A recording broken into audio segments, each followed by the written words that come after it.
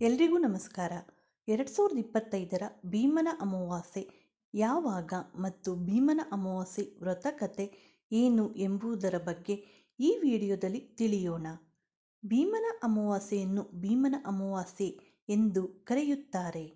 ಇದು ಕರ್ನಾಟಕದಲ್ಲಿ ಮಹಿಳೆಯರು ಆಚರಿಸುವ ಒಂದು ಪ್ರಮುಖ ಹಿಂದೂ ಆಚರಣೆಯಾಗಿದೆ. ಭೀಮನ ಅಮಾವಾಸ್ಯೆ ವ್ರತ 2025ರ ದಿನಾಂಕ ಜುಲೈ 24ರಂದು. ಭೀಮನ ಅಮಾವಾಸ್ಯೆಯನ್ನು ಕನ್ನಡ ಮಾಸದ ಆಷಾಢ ಅಮಾವಾಸ್ಯೆ ಎಂದು ಆಚರಿಸಲಾಗುವುದು. ಮಹಿಳೆಯರು ತಮ್ಮ ಗಂಡ ಮತ್ತು ಸಹೋದರರ ಯೋಗಕ್ಷೇಮಕ್ಕಾಗಿ ಪ್ರಾರ್ಥಿಸುವ ದಿನದಂದು ಈ ಆಚರಣೆಯನ್ನು ದೀಪಸ್ತಂಭ ಪೂಜೆ ಎಂದು ಕರೆಯುತ್ತಾರೆ.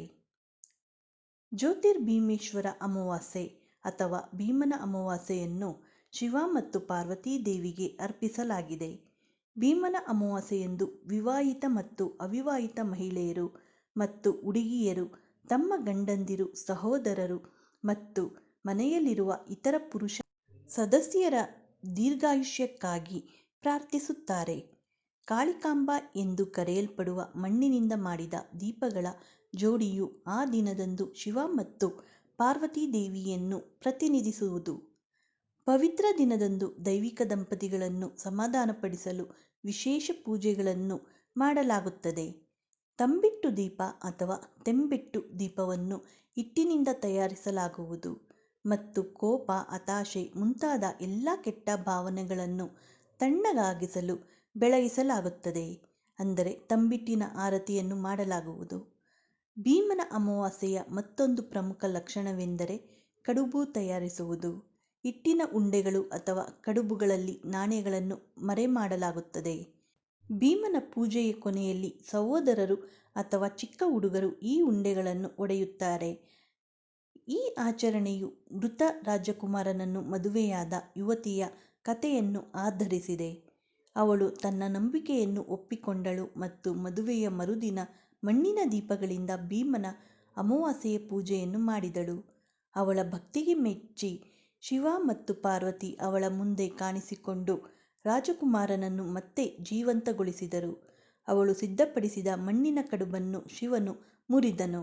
ಇನ್ನು ಭೀಮನ ಅಮಾವಾಸ್ಯೆಯ ಕಥೆಯ ಬಗ್ಗೆ ನೋಡೋಣ. ಶಿವ ಮತ್ತು ಪಾರ್ವತಿಯ ಮೇಲಿನ ಯುವತಿಯ ಅಪ್ರತಿಮ ಭಕ್ತಿಯನ್ನು ಆಧರಿಸಿದೆ. ಈ ಕಥೆಯು ಸಂತೋಷ ಮತ್ತು ಸಮೃದ್ಧ ಜೀವನಕ್ಕಾಗಿ ಮತ್ತು ಸಹೋದರರು ಮತ್ತು ಗಂಡಂದಿರ ಯೋಗಕ್ಷೇಮಕ್ಕಾಗಿ ಮಹಿಳೆಯರು ಮತ್ತು ಹುಡುಗಿಯರು ಆ ದಿನದಂದು ವಿಶೇಷ ಪೂಜೆಯನ್ನು ನಡೆಸುತ್ತಾರೆ. ದಂತಕಥೆಯ ಪ್ರಕಾರ ಒಮ್ಮೆ ಬ್ರಾಹ್ಮಣ ದಂಪತಿಗಳು ಶಿವನನ್ನು ಪ್ರಾರ್ಥಿಸಲು ಕಾಶಿಗೆ ಪ್ರಯಾಣಿಸಲು ನಿರ್ಧರಿಸಿದರು. ಆದರೆ ಅವರಿಗೆ ಒಬ್ಬ ಮಗಳು, ಒಂದು ಚಿಕ್ಕ ಹುಡುಗಿ ಇದ್ದಳು ಮತ್ತು ದಂಪತಿಗಳು ಅವಳ ಜೀವನವನ್ನು ಅಪಾಯಕ್ಕೆ ಸಿಲುಕಿಸಲು ಬಯಸದ ಕಾರಣ ಅವಳನ್ನು ತಮ್ಮೊಂದಿಗೆ ಕರೆದುಕೊಂಡು ಹೋಗಲು ಸಿದ್ಧರಿರಲಿಲ್ಲ. ಪ್ರಯಾಣವು ದೀರ್ಘವಾಗಿತ್ತು ಮತ್ತು ಅವರು ಸುರಕ್ಷಿತವಾಗಿ ತಲುಪುತ್ತಾರೆಯೇ ಎಂದು ಅವರಿಗೆ ಖಚಿತವಿರಲಿಲ್ಲ.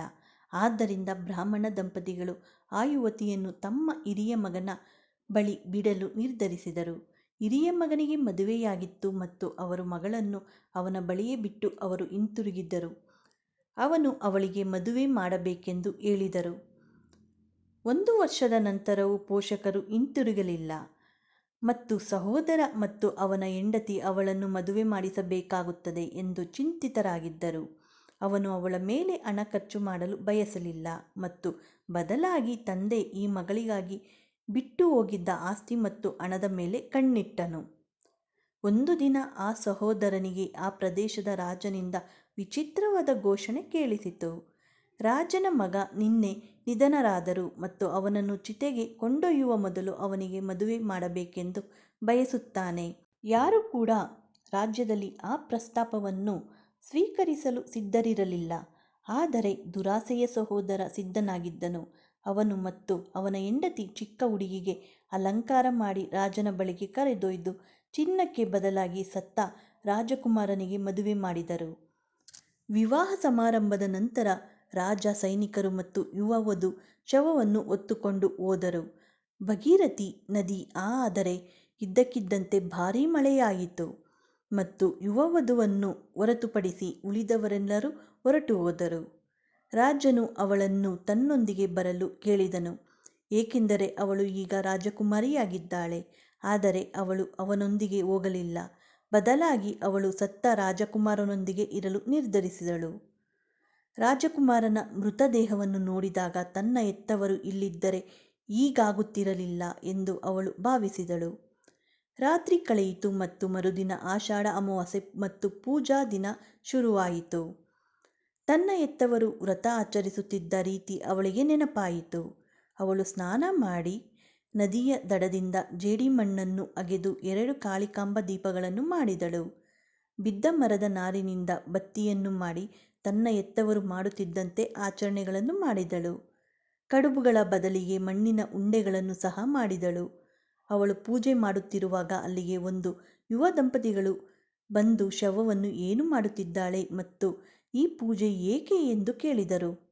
ಅವಳು ತನ್ನ ಅದೃಷ್ಟವನ್ನು ವಿವರಿಸಿದಳು ಮತ್ತು ತಾನು ಈಗ ಒಂಟಿಯಾಗಿದ್ದೇನೆ ಮತ್ತು ತನ್ನ ಭಂಡಾರ ಅಥವಾ ಮಣ್ಣಿನ ಉಂಡೆಗಳನ್ನು ಮುರಿಯಲು ಯಾರೂ ಇಲ್ಲ ಎಂದು ಹೇಳಿದಳು. ಆ ಯುವಕ ಅದನ್ನು ಮುರಿಯಲು ಒಪ್ಪಿಕೊಂಡನು. ಅವನು ಚೆಂಡುಗಳನ್ನು ಹೊಡೆದು ಅವಳನ್ನು ಆಶೀರ್ವದಿಸಿದನು. ದೀರ್ಘ ಮತ್ತು ಸಂತೋಷದ ದಾಂಪತ್ಯ ಜೀವನ ಎಂದು ಆಶೀರ್ವದಿಸಿದನು. ಆ ಚಿಕ್ಕ ಹುಡುಗಿ ಮುಗುಳ್ನಗುತ್ತಾ, ಅದು ಹೇಗೆ ಸಾಧ್ಯ, ನನ್ನ ಗಂಡ ಅಲ್ಲಿ ಸತ್ತು ಬಿದ್ದಿದ್ದಾನೆ ಎಂದಳು. ಆ ದಂಪತಿಗಳು ಸತ್ತ ರಾಜಕುಮಾರನನ್ನು ನೋಡಿ, ನೀನು ಅವನನ್ನು ಏಕೆ ಎಬ್ಬಿಸಲಿಲ್ಲ ಎಂದು ಕೇಳಿದರು. ಹೋಗಿ ಅವನನ್ನು ಎಬ್ಬಿಸಿ. ಹಿಂಜರಿಕೆಯಿಂದ ಅವಳು ರಾಜಕುಮಾರನನ್ನು ಅಲ್ಲಾಡಿಸಿದಳು ಮತ್ತು ಅವನು ಕಣ್ಣು ತೆರೆದನು. ಅವಳಿಗೆ ತನ್ನ ಕಣ್ಣುಗಳನ್ನು ನಂಬಲಾಗಲಿಲ್ಲ. ಶೀಘ್ರದಲ್ಲೇ ಆ ದಂಪತಿಗಳು ಯಾರೆಂದು ಅವಳು ಅರಿತುಕೊಂಡಳು. ಆದರೆ ಅವಳು ಮೇಲಕ್ಕೆ ನೋಡಿದಾಗ ಅವರು ಹೋಗಿರಲಿಲ್ಲ. ಅವಳು ದೈವಿಕ ದಂಪತಿಗಳಾದ ಶಿವ ಮತ್ತು ಪಾರ್ವತಿಯರನ್ನು ಪ್ರಾರ್ಥಿಸಿದಳು ಮತ್ತು ನಡೆದದ್ದನ್ನೆಲ್ಲ ರಾಜಕುಮಾರನಿಗೆ ಹೇಳಿದಳು. ರಾಜ ಮತ್ತು ಆಸ್ಥಾನಿಕರು ಶವವನ್ನು ಸುಡಲು ಹಿಂತಿರುಗಿದಾಗ ಯುವತಿ ಮತ್ತು ರಾಜಕುಮಾರ ಶಿವ ಮತ್ತು ಪಾರ್ವತಿಯನ್ನು ಪ್ರಾರ್ಥಿಸುತ್ತಿರುವುದನ್ನು ಅವರು ಕಂಡುಕೊಂಡರು. ಈ ಸುದ್ದಿ ಶೀಘ್ರದಲ್ಲೇ ಹರಡಿತು ಮತ್ತು ಅಂದಿನಿಂದ ಜನರು ಆಷಾಢ ಮಾಸದ ಭೀಮನ ಅಮಾವಾಸ್ಯೆಯನ್ನು ಮಣ್ಣಿನಿಂದ ಮಾಡಿದ ಕಾಳಿಕಾಂಬ ದೀಪಗಳೊಂದಿಗೆ ಕಟ್ಟುನಿಟ್ಟಾಗಿ ಆಚರಿಸಲು ಪ್ರಾರಂಭಿಸಿದರು.